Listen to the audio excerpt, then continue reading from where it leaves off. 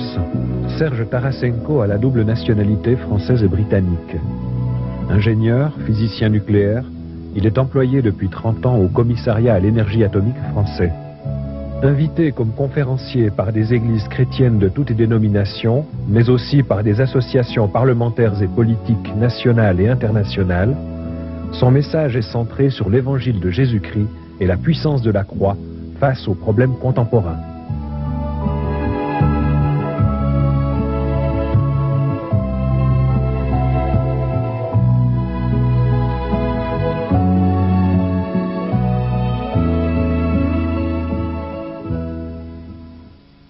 Nous sommes particulièrement heureux d'accueillir aujourd'hui sur ce plateau un physicien nucléaire d'origine russe qui possède aujourd'hui la double nationalité britannique et française. Il s'agit de Serge Tarasenko. Il a travaillé pendant bien des années dans le cadre de grandes institutions européennes et il est auteur de plusieurs ouvrages. Je tiens l'un d'entre eux en main. Il est intitulé « Une conscience pour la science ». À une époque où nous avons subi des conséquences d'un récent accident nucléaire en Union soviétique, je me tourne vers vous, Serge Tarasenko, et je me permets de vous poser tout d'abord cette question. Peut-il y avoir une conscience pour la science ? Le but de cet ouvrage n'est pas tellement de le démontrer, mais en quelque sorte d'encadrer le problème à travers un témoignage personnel, la façon dont je suis arrivé à la foi, en réalisant que cette capacité extraordinaire que l'homme a de connaître le monde autour de lui, de se connaître, a été progressivement pervertie à partir du moment où on a mis la raison comme réalité suprême, comme valeur suprême. Et de ce fait, on a vidé la science d'une conscience du divin. La science ne peut pas amener l'homme à connaître Dieu, mais elle peut l'amener à l'ultime, à une barrière, un vide, dans lequel l'homme devine que s'il ne va pas plus loin, toute son aventure est vouée à l'échec. Et il s'attend à cet être qui dépasse son entendement et qui est déjà venu à sa rencontre. Je l'ai expérimenté, c'est mon témoignage. Et je montre que lorsqu'on entre dans cette relation avec son Créateur, la science acquiert une conscience du divin et surtout un ferment qui peut mener une civilisation à un succès qu'elle ne connaîtra jamais autrement. Vous êtes un scientifique, alors pensez-vous vraiment, tout au fond de vous-même, que science et foi sont pleinement conciliables? Je prends à témoin le téléspectateur qui a souvent accepter cette idée sans peut-être la vérifier, que science et foi sont deux compartiments bien distincts dans notre vie sociale, notre vie de la pensée, et que, à la limite, lorsqu'on essaye de rapprocher ces boîtes ensemble, eh bien, on arrive peut-être à un conflit. Ce conflit, je dirais tout de suite, est créé de toutes pièces par l'homme lui-même. Car science et foi sont deux formes complémentaires de connaissance. La science ne me fera connaître que ce qui est apparence. Et peut-être nous reviendrons sur cet aspect par la suite dans l'émission, car en fait ce que la science touche n'est pas la réalité. Elle ne touche qu'à une apparence de la réalité. Le fond même de la réalité échappe à l'investigation humaine. Il faudra un autre moyen, il faudra le canal de la foi pour découvrir cette réalité dans son complet. D'un côté, ne regarder que les apparences et en déduire une éthique, disons une conduite dans la vie, ne peut amener à la limite qu'une ruine. Science sans conscience n'y a que ruine de l'âme. Mais d'autre part, ne voir que l'invisible, c'est-à-dire n'entrer que dans une relation avec Dieu et oublier le reste, conduit à un illuminisme à caractère religieux. Dieu nous a créés pour être en équilibre dans ce domaine et réconcilier les deux. Si la réalité ultime se présente par une apparence, il faut que je découvre quelle est la réalité ultime au fond et en même temps que je sois responsable au niveau de son apparence, au niveau de la gestion des apparences de cette réalité au niveau du résultat de ma connaissance, il faut que je gère la planète suivant la mission que Dieu confie à l'homme lorsqu'il apparaît sur Terre. Voilà comment je réconcilie. Maintenant, si vous me permettez, je vais terminer brièvement sur le conflit. À partir du moment où je m'isole dans un aspect plutôt que dans l'autre et que néglige l'autre, eh bien, il se produit une situation de conflit. Je finis par me divorcer complètement de l'autre aspect et tout un chacun qui vient de l'autre aspect m'interpeller, je le considère comme soit dépassé, soit mon ennemi, et c'est ainsi que le conflit naît. D'un côté, nous avons le scientifique qui ne croit qu'à la raison, qu'à ce qui se démontre, et de ce fait ne peut pas accepter qu'on lui vienne de parler de foi. À ce moment, il dit tout ça c'est dépassé, lui crée le conflit, et inversement, celui qui vit dans le domaine de la foi, et qui se dit, finalement la science, puisqu'elle n'arrive pas à se réconcilier avec moi, eh bien c'est l'ennemi, ça va finir par rendre l'homme super orgueilleux, eh bien cet homme-là aussi crée un conflit, parce qu'il refuse ce don que Dieu donne à l'homme d'étudier l'univers. Vous avez fait allusion à l'univers, vous parlez de Dieu.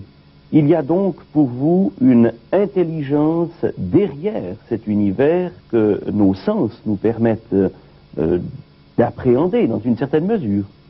Oui, alors il faut faire très attention avec les mots lorsque nous évoquons des sujets aussi vastes. En effet, comme je l'ai dit à l'occasion d'une conférence, quand on pose la question de savoir s'il y a une intelligence derrière l'univers, rien que le mot intelligence, faudrait le définir, et puis le fait de dire derrière l'univers suppose que je vois une certaine géométrie de l'univers qui s'arrête à un moment donné, au moment où j'atteins la limite, et je me pose la question de savoir s'il y a quelque chose derrière cette limite. Mais encore faut-il connaître la substance de cet au-delà de l'univers. Donc vous voyez, ça pose énormément de questions, plus que la question elle-même. Et en fait, il faudrait aborder ce problème sous l'aspect suivant. Est-ce que, au-delà des apparences que l'univers nous livre, au-delà de l'apparence que je suis moi, au-delà de tout ce visible, quelle est la texture de l'invisible que je ne pourrais pas pénétrer par mes sens? Et à la limite, si cet invisible est vivant, comment s'exprime-t-il? Comment vient-il à moi? Comment puis-je le rencontrer? Lorsque cette rencontre s'effectue, à ce moment-là, je suis en mesure de répondre à cette question. Alors je ne sais pas si la réponse vous intéresse, elle risque de nous emmener assez loin, mais disons une fois de plus, pour les besoins d'une émission comme la nôtre, il est hors de question de s'étaler pendant des heures sur un sujet, je dirais ceci, c'est qu'il y a une intelligence dans le sens de un esprit créateur qui a amené cet univers en existence et qui ne s'est pas détaché. Il est présent partout, au niveau non pas de ce que je peux trouver au fond de mes prouvettes ou au bout de mon télescope ou au bout de mon microscope, mais c'est une intelligence qui se révèle à l'homme. Il faut qu'elle épouse la condition humaine, non pas au niveau du microscopique, de ces grains de matière, mais il faut que cette révélation touche la nature humaine dans son entier et lui montre sa véritable condition. Et lui montre en même temps, au niveau du visible, ce que peut être l'expression de cet invisible dans notre contexte de tous les jours. Et cela a été, est et sera toujours l'expression à travers Jésus-Christ de l'amour de Dieu pour tout un chacun, pour vous téléspectateurs, pour vous, mon intervieweur, pour moi, pour ces gens qui nous entourent, qui organisent ce programme. Il s'est révélé, il a révélé l'essence de Dieu, une essence d'amour, mais il est bien plus que ce que nous avons vu historiquement de Jésus-Christ. On réduit, vous savez, souvent Jésus-Christ à Bouddha, Mahomet, on dit il est pareil, il est du même genre, il apporte aussi sa contribution à l'histoire humaine. Mais Jésus-Christ est bien plus. Il a cette nature divine que l'on ne peut pas connaître en le regardant historiquement. Il faut qu'au niveau d'une rencontre dans le plus profond de nous-mêmes, nous fassions sa connaissance. Et j'aimerais citer, pour terminer ce que j'avais à vous dire sur cette question, cette injonction de l'apôtre Jean dans son dernier livre, lorsqu'il nous dit que ce Christ réel, au-delà du Christ historique, se tient à la porte de notre vie et frappe. Il frappe d'une façon douce, il ne forcera pas la porte. c'est une porte un peu spéciale. Sa poignée est à l'intérieur, elle est de notre côté. Lui ne peut pas ouvrir. Il n'y a que nous qui puissions ouvrir. Et à ce moment-là, elle dit, si tu entends ma voix, j'entrerai chez toi, je souperai avec toi et toi avec moi. Je trouve c'est extraordinaire. Et entre autres, le fait que ce repas est déjà prêt. Parce que s'il entre, il n'a pas de course à faire. Vous n'avez pas à préparer de repas, c'est prêt. C'est-à-dire que dans l'homme, toutes les conditions sont réunies pour le rencontrer. C'est ça qui est extraordinaire, au niveau d'un festin. Vous venez de faire état de votre foi en Dieu et vous avez prononcé un mot extraordinaire, qui est le mot rencontre. Ceci implique donc que vous avez fait vous-même, sans doute, cette rencontre. Et certainement que nos téléspectateurs seraient très intéressés de savoir comment cette rencontre s'est effectuée entre Dieu et Serge Tarasenko. C'est une question très pratique qui concerne chacun de nous. Personnellement, j'ai été élevé dans ce que j'oserais dire ce conditionnement. Oui, en effet, la foi des parents est telle souvent qu'on voudrait que les enfants la partagent. Et sans s'en rendre compte, les parents auraient tendance à nous conditionner. C'est-à-dire, bon, ils nous préparent au niveau, par exemple, de ce qu'on appelle l'école du dimanche, c'est-à-dire une instruction religieuse qui nous montre qui est Dieu, Jésus-Christ, on nous fait lire la Bible, on nous fait apprendre des versets, des chants, et puis on a des conversations, mais la limite est vite franchie au-delà de laquelle le parent, le père, la mère, voudrait presque forcer la foi, non pas par mauvaise intention, au contraire par bonne intention. Et cela, je l'ai ressenti dans mon enfance, et j'ai pris du recul. Au fur et à mesure qu'on essayait de m'enserrer, je reculais. Je me disais, et je réalisais progressivement également, que la foi n'est pas transmissible. C'est une affaire strictement personnelle. Quand je dis affaire, je suis peut-être péjoratif, c'est beaucoup plus glorieux qu'une affaire. C'est une vie personnelle, une rencontre qui n'est que personnelle. Je l'ai réalisée sans pour autant avoir fait cette rencontre. Alors je suis parti faire mes études, j'ai fait mes études à la faculté des sciences de Paris, j'ai préparé la ligne qui consiste à sortir ingénieur et en même temps j'ai voulu faire des études plus fondamentales au niveau de la faculté des sciences, une licence de sciences, et petit à petit je suis entré dans ce bouillon de culture que j'ose nommer ainsi, du rationalisme à toutes les sources. Que l'on parle de l'atome, que l'on parle de Dieu, que l'on parle de la sagesse ou de la folie des hommes, tout est jugé sous le critère du rationalisme. Or, j'ai très vite réalisé qu'en quelque sorte, on exagérait. On avait surtout, dans cette culture française, très riche, par ailleurs, on avait érigé la raison en Dieu. Tout ne se juge qu'à travers notre logique, notre compréhension. Or, très vite, je réalisais, en m'intéressant à l'homme, à ce qu'on en voyait tout au moins, que la pensée humaine chemine suivant un réseau dans la tête de neurones, de millions de neurones, qui suit des circuits logiques.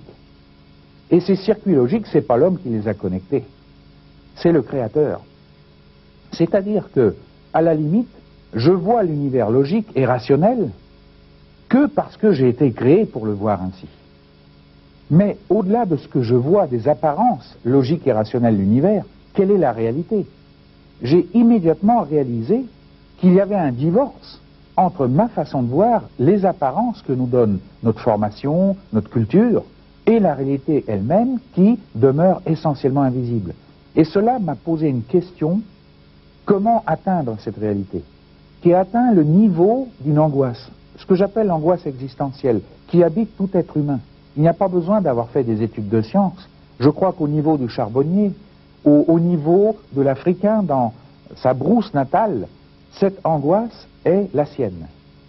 C'est la question qui trahit la force de rappel qui existe en tout être humain vers son Créateur, qu'il l'étouffe ou non. Et je prétends qu'au niveau de notre culture, à force d'ériger la raison en Dieu, on a essayé d'évacuer cette force, en disant qu'elle n'existait pas. Alors que cette civilisation nous promettait une intelligence extraordinaire, elle est devenue stupide, en disant « ça n'existe pas parce que je l'ai étouffé ». Eh bien non. Le résultat, ça a été la recette pour la destruction de notre civilisation. Et je suis reconnaissant, moi, qui vous parle en tant que scientifique, à l'apport culturel des autres civilisations, qui sans cesse, par leur humilité, et peut-être d'une certaine façon leur obscurantisme, c'est assez paradoxal ce que je vous dis, nous rappellent que non, tout ne se ramène pas de la technologie, de la science et de la raison. Il y a une autre dimension dans l'être humain. Il y a cette force de rappel. Et moi, je l'ai vécu au niveau de cette angoisse qui m'a fait reprendre ce livre qui est la Bible, que j'avais lu, comme je vous l'ai dit, dans mon enfance, que j'avais, disons, considéré comme un héritage intéressant de la civilisation hébreu, qui nous interpelle dans une certaine mesure. Je trouvais au niveau de la raison des inexactitudes, des contradictions, des flous, etc. Et j'allais même jusqu'à retirer ces contradictions, entre autres, par exemple, quand Jésus-Christ dit celui qui ne hait pas haïr son père, sa mère, son frère, sa sœur, ne peut être mon disciple. Et quelques années plus tard, l'apôtre Jean écrit celui qui hait son frère est un meurtrier. Pour moi, c'était une contradiction. J'allais jusqu'à dire, voyez, la Bible présente des contradictions. Mais plus tard, j'ai découvert, lorsque je suis entré dans une foi vivante, une relation, une rencontre personnelle avec Dieu en Jésus-Christ, j'ai découvert non pas qu'il y avait une contradiction, mais un paradoxe délibéré pour que celui qui aborde ce paradoxe avec sa raison seule se plante complètement, n'arrive à rien du tout, mais que celui qui recherche une réponse authentique de Dieu trouve la réponse. C'est ça l'aspect parabolique de la Bible. Et en relisant cette parole, petit à petit, j'ai expérimenté une attente. J'ai réalisé que la parole était bien plus qu'un livre avec deux couvertures, des pages et des caractères d'imprimerie. J'ai réalisé qu'il y avait là un dialogue souvent à sens unique, car l'homme se ferme au dialogue. Il ne veut qu'un contenu rationnel. Et cet homme est débarqué de la Bible parce qu'il ne trouve pas. Car le but de la Bible n'est pas de donner un contenu rationnel. Elle, une invitation pour nous dire ton rationnel, tu le laisses au vestiaire pour commencer. Tu le retrouveras après. Parce que tel qu'il est, ton rationnel, il va te détruire ta civilisation. Parce qu'il il refuse d'avoir la conscience du divin. Laisse-le au vestiaire, entre dans une rencontre. Écoute-moi, j'ai quelque chose à te dire. Voilà comment j'ai découvert la Bible. Et elle m'a parlé. D'un seul coup, j'ai réalisé que le canal d'entrée dans ce monde, eh bien, la Bible me le donne. C'est la foi. La foi, mais je connaissais ça. Ça me rappelait ce que mes parents m'avaient dit. Mais je ne l'avais pas expérimenté. Et en fait, je pensais que la foi, c'était une croyance. Une croyance qu'il y a un Dieu, etc., qui nous engage dans un comportement religieux, une fidélité à des services, des rites, etc. Mais dans un sens, je ne m'étais pas rebellé contre ça, mais j'avais pris, comme je vous l'ai dit, une certaine distance. Eh bien maintenant, je réalisais, en réétudiant la parole, et quand je dis étudier, c'était plutôt un dialogue, une recherche d'entendre cette parole qui me parle. Au niveau de cette recherche, je réalisais que la foi est une capacité existant dans tout être humain. La foi est un talent mis dans l'homme, car Dieu savait qu'un jour, ce talent serait réactivé par l'action de son esprit dans notre vie. En d'autres termes, qu'on ne me dise plus, frère, sœur, monsieur, j'aimerais avoir votre foi, et moi je ne l'ai pas. Parce qu'à la limite, il pourrait se dire, la réponse suivante, mais si vous n'avez pas la foi, vous n'avez qu'à la demander. Mais pour demander la foi, il faut avoir la foi. Donc vous voyez, c'est un cercle vicieux. Ce cercle vicieux n'existe pas. La foi est une capacité qui est présente dans tout être humain. Seulement, elle est dormante. Elle dort. Ne serait-ce que parce qu'on met la raison comme réalité ultime. La raison n'est qu'un outil. Moi, j'ai jamais vu un sculpteur, fier de son œuvre, mettre son outil sur un piédestal et l'adorer. Eh ben voilà notre civilisation aujourd'hui. Elle adore son outil au lieu d'adorer celui qui lui a donné l'outil. Et cet aspect me révoltait. C'est pour cela d'ailleurs que j'ai commencé à lire la Bible, entre autres.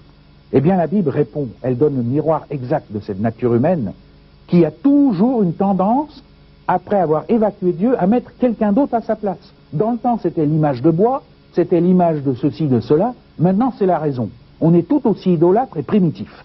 Voilà. Seulement, notre Dieu, il est un petit peu plus sophistiqué. Et alors, ça nous donne une belle allure, hein. Alors là, on se promène dans l'espace, on dit, regardez tout ce que l'homme fait. L'homme sur un piédestal. Cet être poussière perdu dans le cosmos, pensant que ce qu'il voit de l'univers, c'est la réalité. Lui, poussière perdu dans une galaxie qui est perdue au milieu de millions de galaxies. Non, mais vous voyez pas un peu l'orgueil de tout ça? Moi, ça me sortait, excusez-moi, par les trous de nez, ces choses-là. Alors, en lisant la parole, je suis revenu à la paix. Parce que, non seulement il y avait cette angoisse, mais il y avait également cette attente.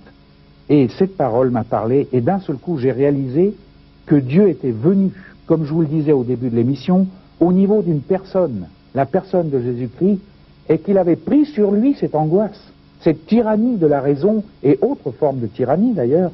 Vous avez évoqué les tyrannies politiques, les tyrannies de toutes sortes, de la violence, etc. Il avait pris tout cela, il l'avait brisé. Il avait tout fait pour moi, il m'avait brisé avec. Je n'avais qu'à entrer dans ce brisement, et c'est ainsi que j'entrais dans une foi réelle. L'Esprit de Dieu réactivait cette capacité, et je réalisais que, en fait, il pouvait entrer chez moi, il pouvait souper chez moi, et moi avec lui, et qu'un festin commençait, un festin extraordinaire. Plusieurs de ceux qui vous connaissent ont su que vous avez connu une période difficile récemment au plan de votre santé.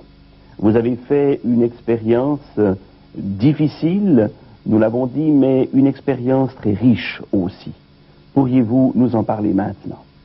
Oui, certainement, parce que cette expérience qui, nommons-la tout de suite, s'intitule dépression nerveuse, est, disons, l'expérience de beaucoup de personnes, quoique à de divers degrés. Et je me suis laissé dire par des psychiatres sérieux qui étudient ce phénomène à la pointe de la recherche que la dépression nerveuse était en passe de dépasser le cancer au point de vue multiplicité dans notre société. Et que d'ici la fin du siècle, il estimait qu'en France, il y aurait un Français sur 20 qui serait atteint de dépression nerveuse. Vous dire dans quelle atmosphère d'angoisse nous vivons.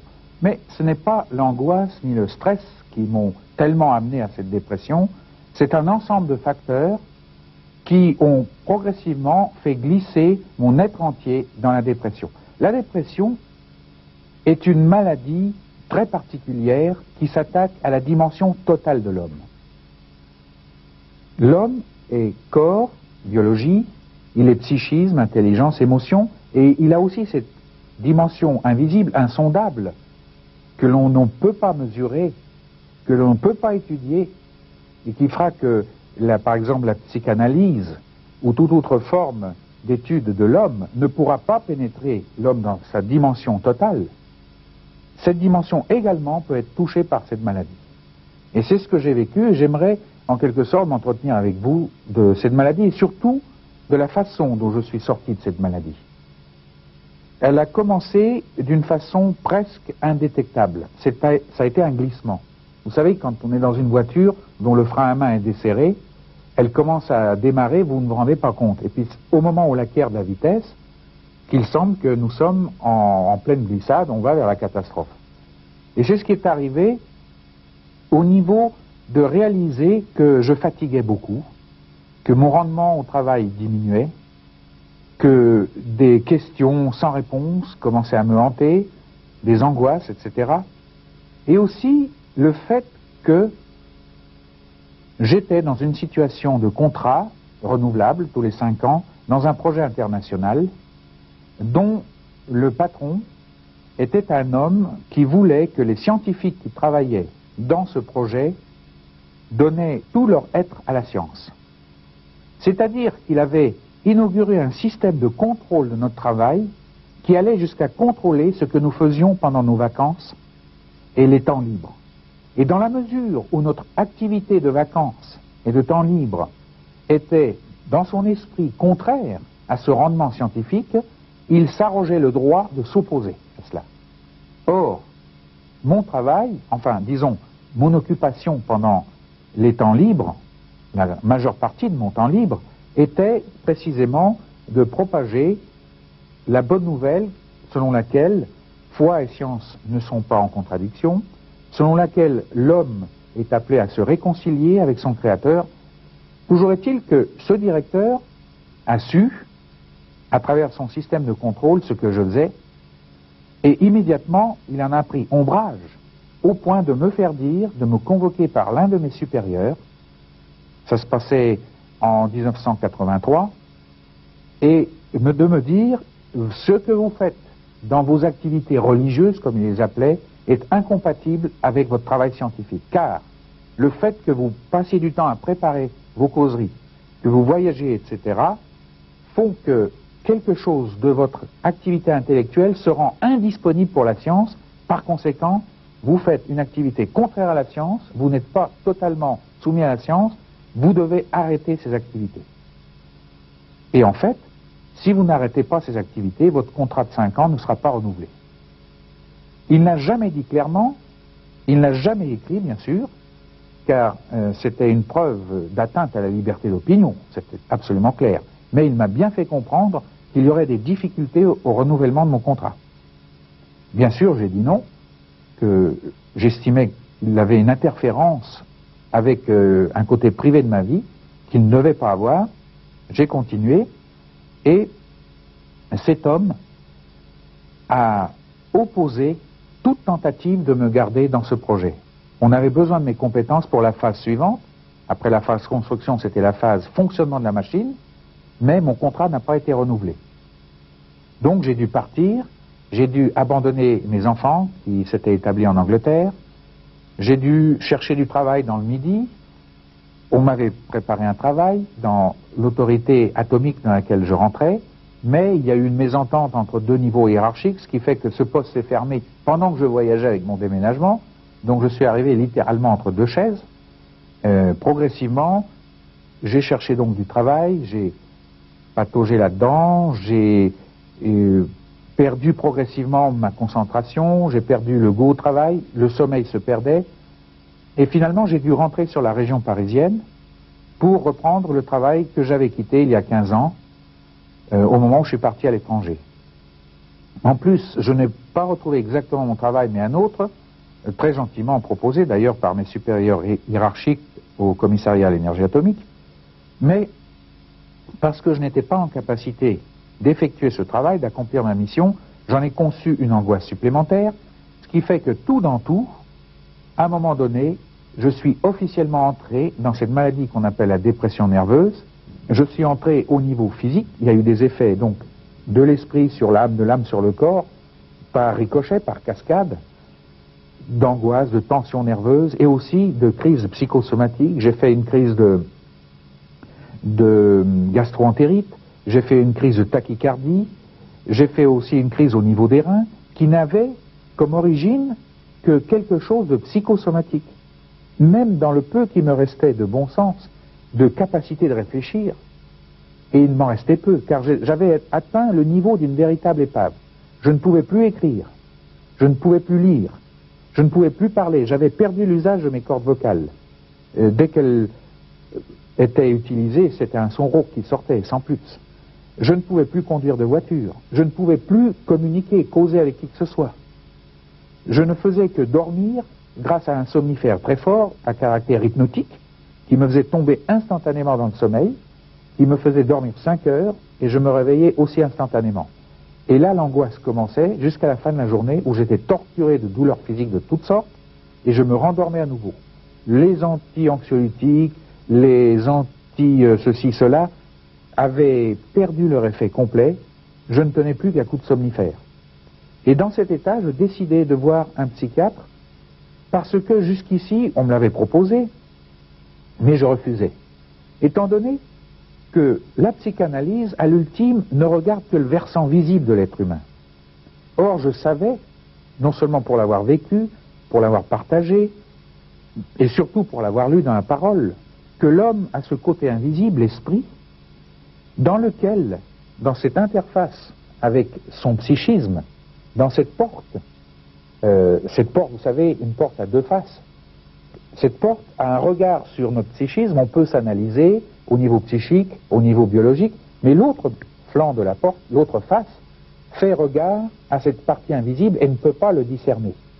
Et c'est très grave, sous prétexte qu'on ne peut pas discerner, d'ignorer l'autre face de la porte. Qui peut concevoir une porte qui n'est pas de face? C'est impossible. Eh bien, c'est ce que fait la science actuelle au niveau de l'étude de l'être humain. Finalement, elle ignore complètement l'autre versant. Elle essaye de concevoir la nature humaine à partir de ce qui est mesurable.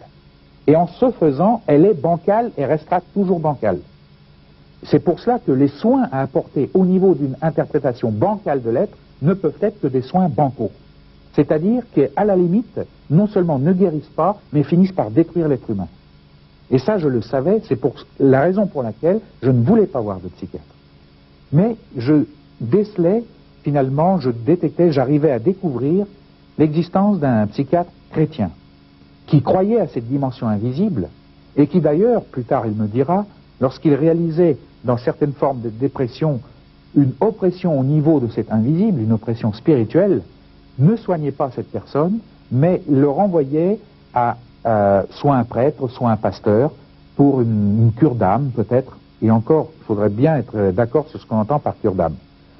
Donc, ce psychiatre me donnait une impression de confiance, et je décidai d'aller le voir, et lorsqu'il, après une conversation de 10 minutes à peine, réalisa l'étendue du mal, il appela ma femme et lui dit, vous savez, son état est bien plus grave que ce que je pensais, ce n'est pas des mois, mais probablement des années qu'il faudra pour l'en sortir, s'il s'en sort.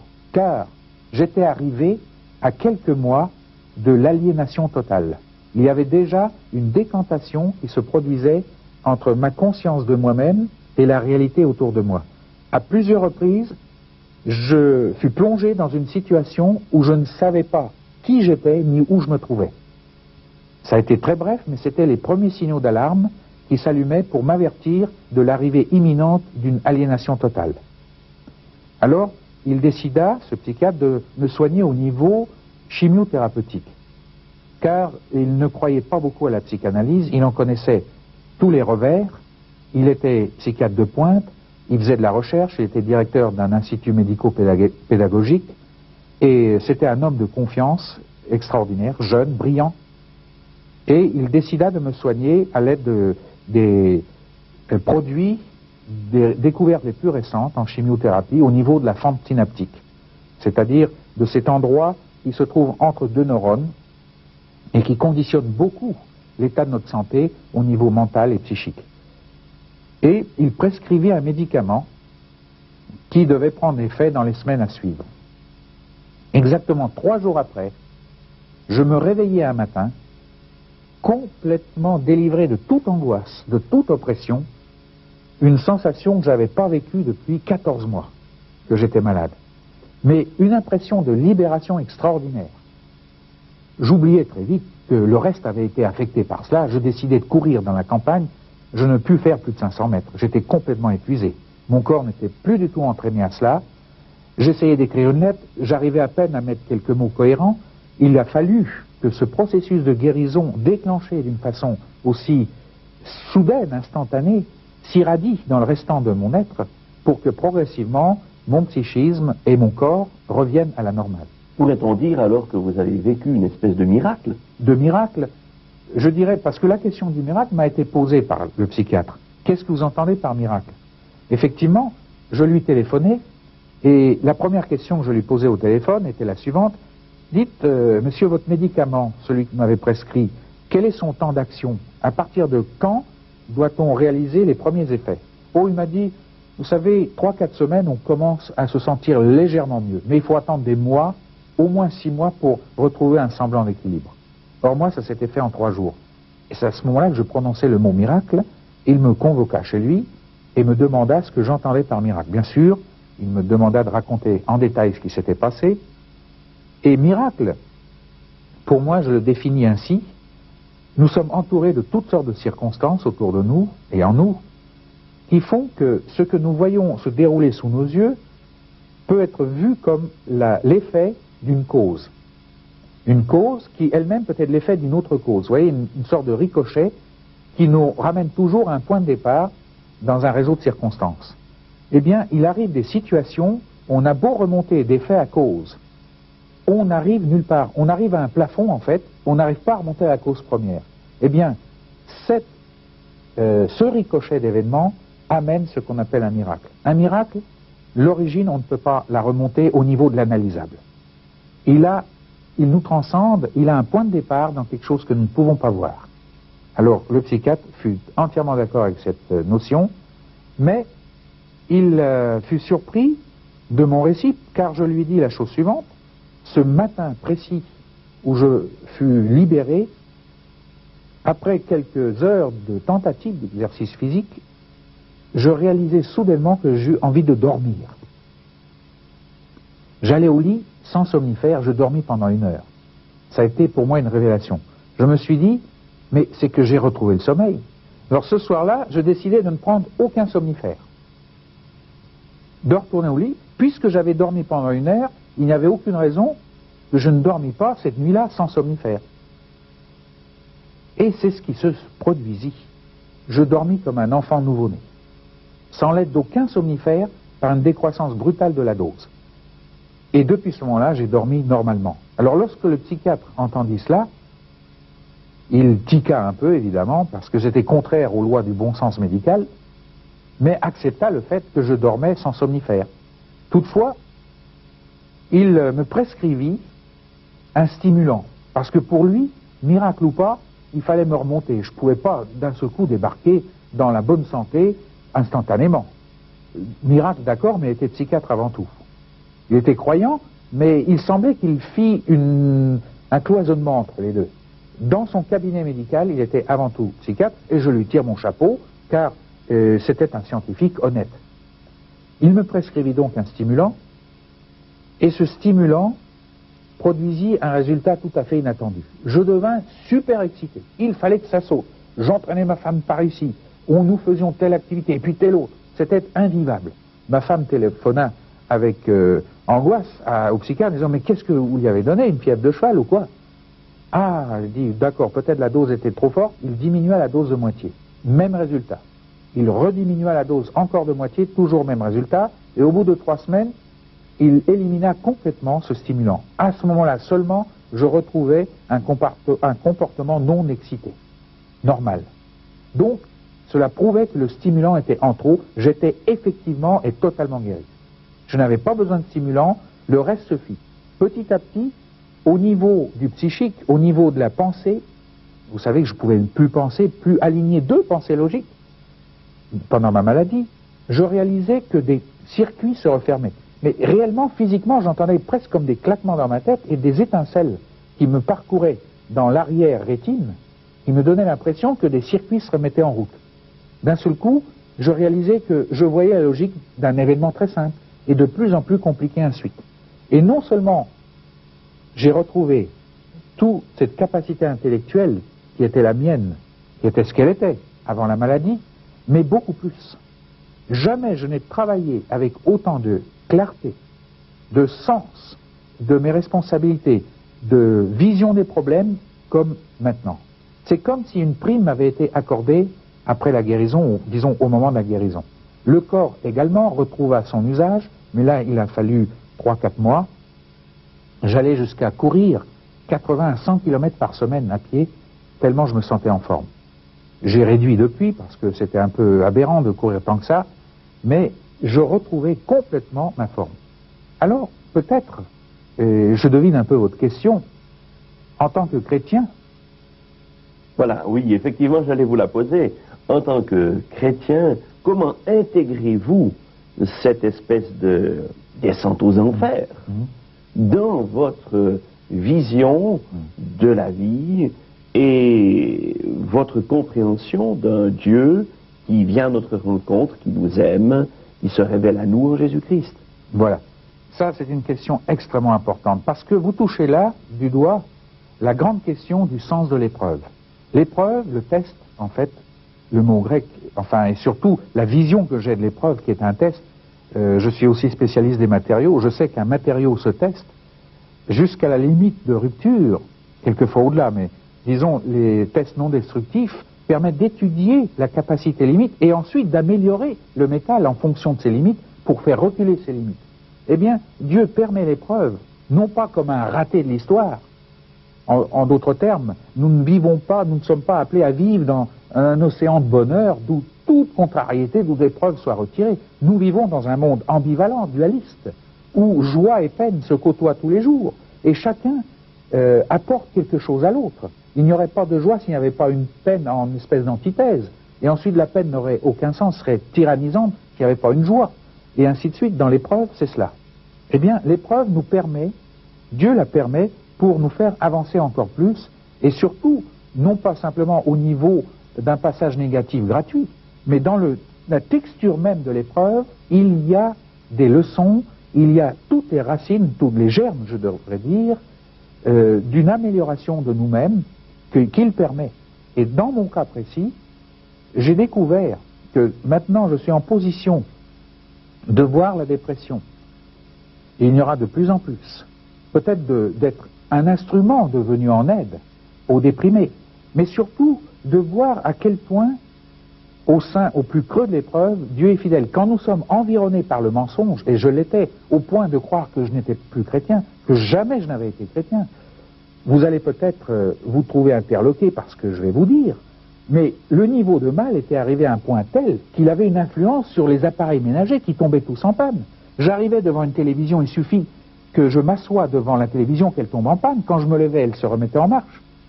Quand je arrivais à nouveau, elle retombait en panne. Vous voyez, c'était incroyable. Ce sont des phénomènes que même la science ne peut pas expliquer. Une densité de mal terrible. Je l'ai vécu.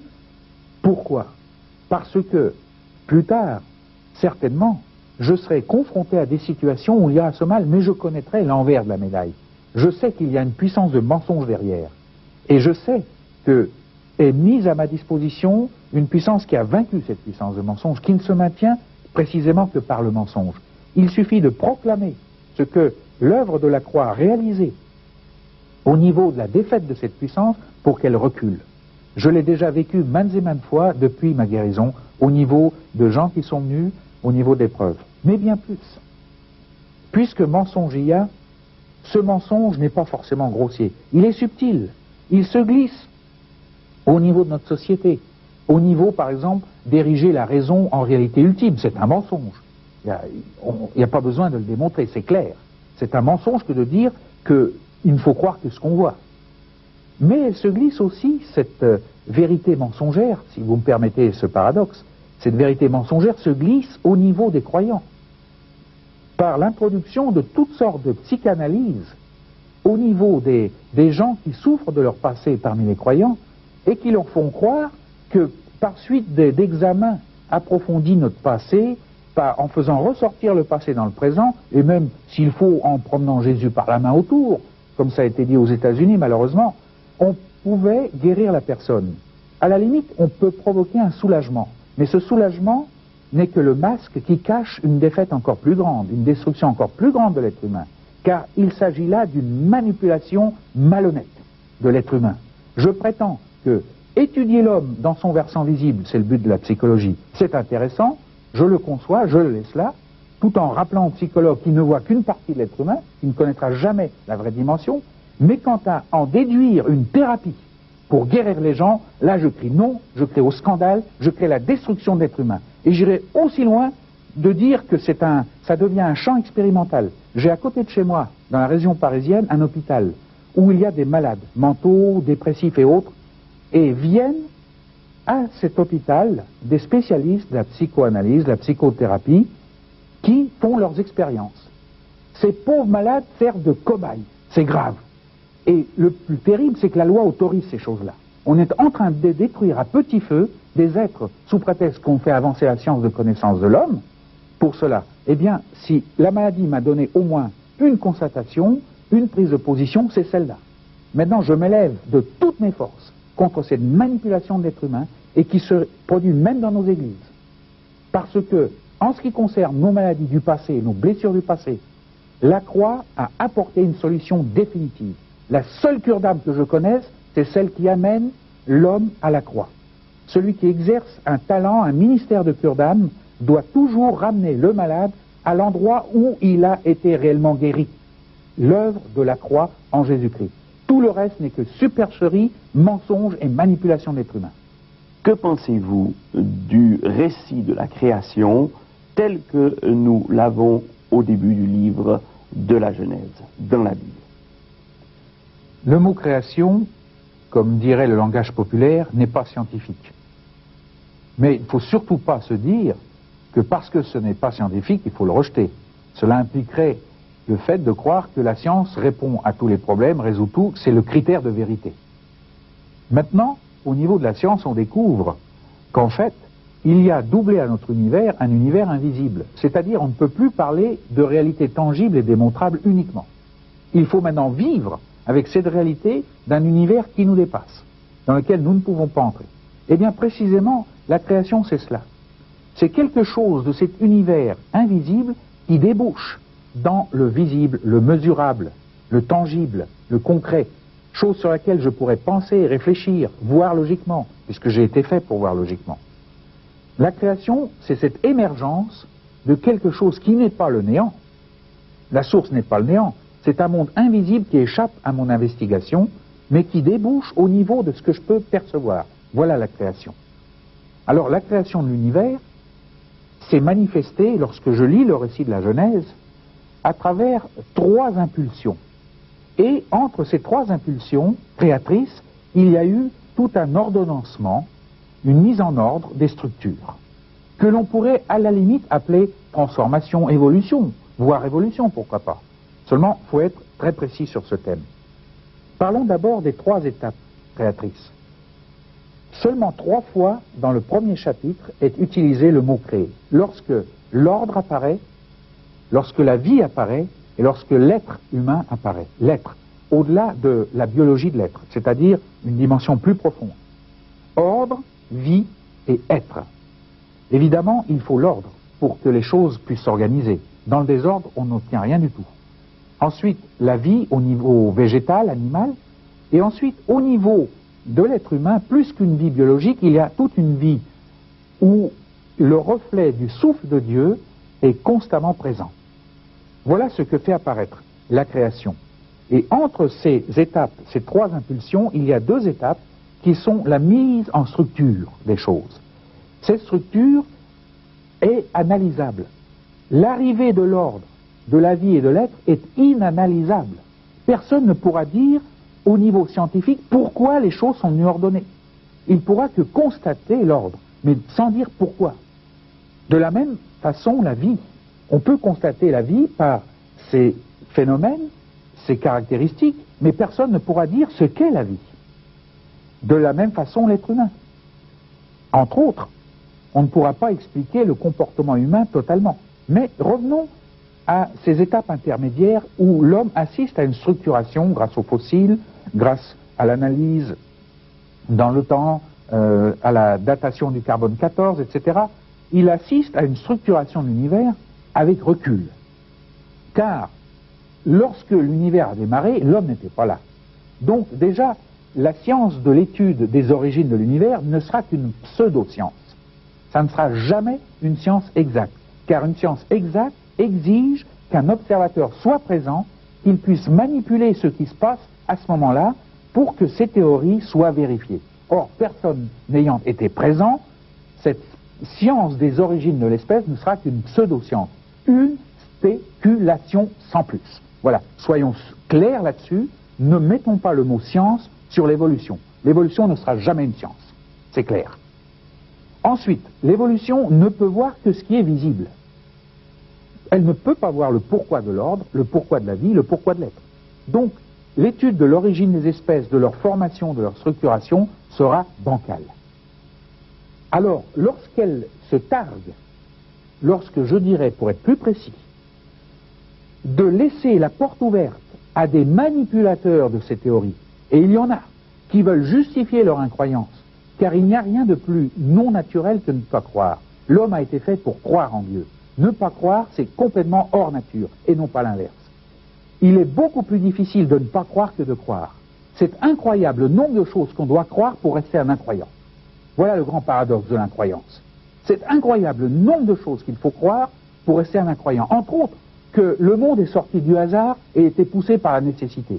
C'est incroyable ce qu'il faut de foi aveugle pour croire une ineptie pareille. Vous voyez? Et je pourrais en citer à la longue. Mais l'évolution je la respecte dans le sens d'une science qui étudie les mécanismes de formation des structures, mais quant à la manipulation de ces découvertes pour dire que l'homme est sorti du hasard, que l'homme est la prolongation de l'animal, et en déduire toutes sortes de conclusions éthiques sur le comportement de l'animal social, pour moi, c'est de l'aberration pure et simple. De l'autre côté, maintenant, il y a ceux qui ont fait le même processus au niveau de reprendre la Bible à la lettre et de dire, oui, le monde est mieux en 7 jours calendaires, de 24 heures, etc. C'est tout aussi absurde. Personne n'était là à ce moment-là pour dire, mais leur argument est différent. Ils disent, on n'avait pas besoin d'être là, c'est la Bible qui nous le dit. Laissez-moi vous dire la chose suivante. Quand vous dites que la Bible nous interpelle et nous dit ça s'est fait en 7 jours, il n'a jamais été dit que c'était 7 jours de 24 heures. Car qu'est-ce qui va définir la journée dans la Bible? Il y eut un soir, il y eut un matin. Le mot hébreu pour soir et matin, soir c'est Ereb et matin c'est Boker. Et qu'est-ce que cela veut dire? Ça ne veut pas du tout dire soir et matin. Ça veut dire pour le soir une réalité qui était et qui disparaît, qui s'estompe. Et pour matin, une circonstance, un événement qui n'était pas et qui progressivement sort de l'obscurité. Et l'homme a déduit que ça voulait dire soir et matin, donc ça fait 7 jours calendaires. Mais jamais de la vie. Il y a eu 7 ères, disons 6, nous sommes dans la 7e, 7 ères dont le temps n'est pas connu.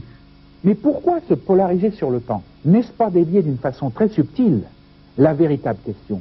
Et la véritable question qui préoccupe l'homme de la rue, ça fait 15 ans que je fais des conférences, et j'ai interviewé des milliers de gens, et je vous garantis que ce qui les préoccupe, c'est de savoir pourquoi ils sont sur Terre.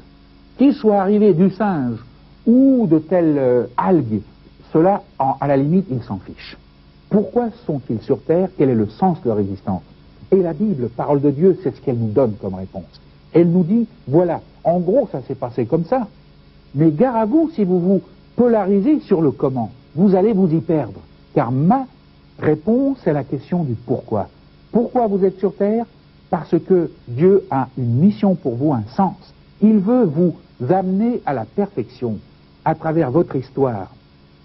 Il veut vous amener à une union totale avec lui à la fin des temps. Il veut parachever sa création en vous spiritualisant au-delà de l'être psychique et biologique que vous êtes. Et lorsqu'il vous aura spiritualisé, il va vous faire progresser dans une gestation pour vous amener à la perfection. Voilà le sens. La création ne s'achève qu'à la fin. Si tu veux connaître, dit la sagesse hébreu, le sens de tout cela, à quoi ça rime? Ne regarde pas à tes origines, mais regarde à la finalité, car la réponse au pourquoi, elle est à la fin et non pas au début. J'ai été un jour impliqué dans un débat à l'Université de Londres. Vous savez, ces débats organisés par les universités anglaises sur des grands thèmes de l'existence de l'homme, de l'existence de Dieu. Ce débat s'organise de la façon suivante. On demande à un orateur, au niveau d'un thème, de venir apporter l'aspect pour ce thème, et à un orateur de parler contre le thème. Et le thème était « Dieu existe-t-il » Qu'est-ce qui me prouve l'existence de Dieu? Qu'est-ce que l'existence de Dieu? Et j'étais appelé à parler en faveur de l'existence de Dieu.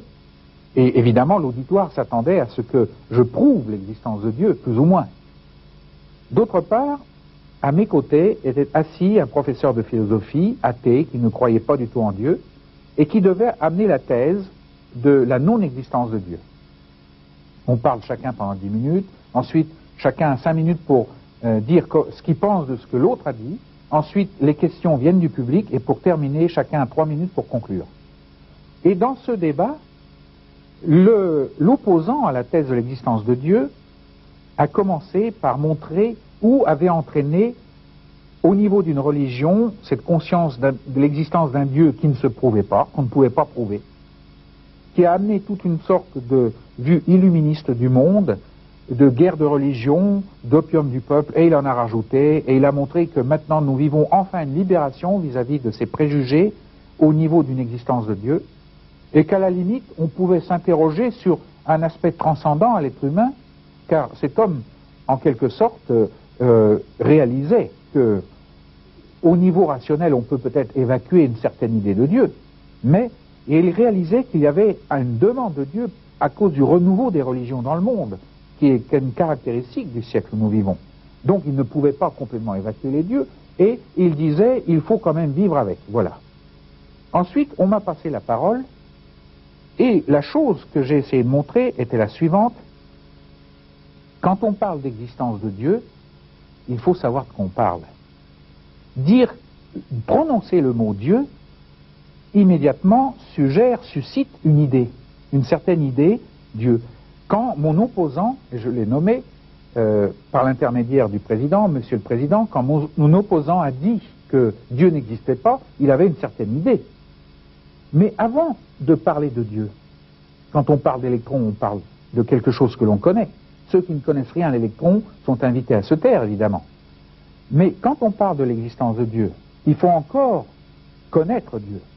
Il faut savoir ce que c'est. On ne peut pas dire qu'une chose n'existe pas sans avoir, en quelque sorte, montré qu'il ne peut pas exister.